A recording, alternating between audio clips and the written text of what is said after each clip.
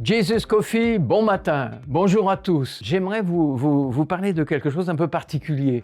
Est-ce que moi, je peux être un religieux et un bon français? Religieux et français, est-ce que c'est possible? Moi, je crois que c'est possible parce que je suis français et je suis un bon religieux. Donc, c'est possible. Avant de rencontrer le Seigneur, je ne me souciais pas du tout de ma nationalité.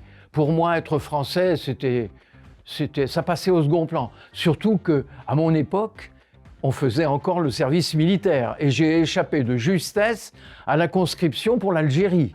Alors, vous savez, la notion de patriotisme, seulement à 19 ans, elle m'échappait un petit peu. Comme je suis un bon Français, fier de l'être, je suis également un excellent râleur. Être français sans être râleur, c'est quasiment impossible. Entre parenthèses, depuis que j'ai rencontré le Seigneur, j'ai fait des efforts pour ça. Je réserve les choses pour lesquelles je râle dans mon petit chez-moi, dans ma voiture par exemple, et j'évite de râler ailleurs. Ça prouve que le Seigneur a fait du travail et qu'il n'est pas terminé. Râler, au bout du compte, c'est être contraire à la soumission que Dieu demande de chacun de ses enfants vis-à-vis de toute autorité. Je vais vous lire un passage qui se trouve dans l'évangile de Luc, au chapitre 7 et au verset 8. « Car moi, qui suis soumis à une autorité supérieure, j'ai des soldats sous mes ordres, et je dis à l'un, va, et il va, à l'autre, viens, et il vient.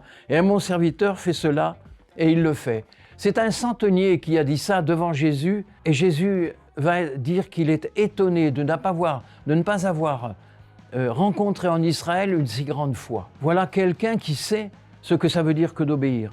Vous avez un autre passage dans Romains au chapitre 13 et au verset 1er, et c'est Paul qui parle. « Que toute personne soit soumise aux autorités supérieures, car il n'y a pas d'autorité qui ne vienne de Dieu, et les autorités qui existent ont été instituées de Dieu. » Et le troisième verset se trouve dans Romains 13 au verset 2.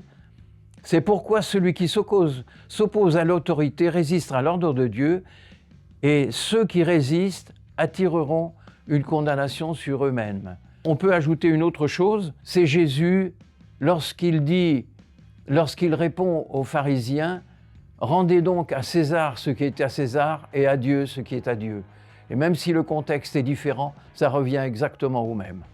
Eh bien moi, mes amis, je vais vous le dire honnêtement, ma religion ne peut pas justifier une quelconque rébellion, tant que l'on ne me demande pas de désobéir au Seigneur. Et c'est pour ça que je suis fier d'être religieux et français. Sur ce, c'était Jean Caillou pour Source de Vie, l'église où tu dois être.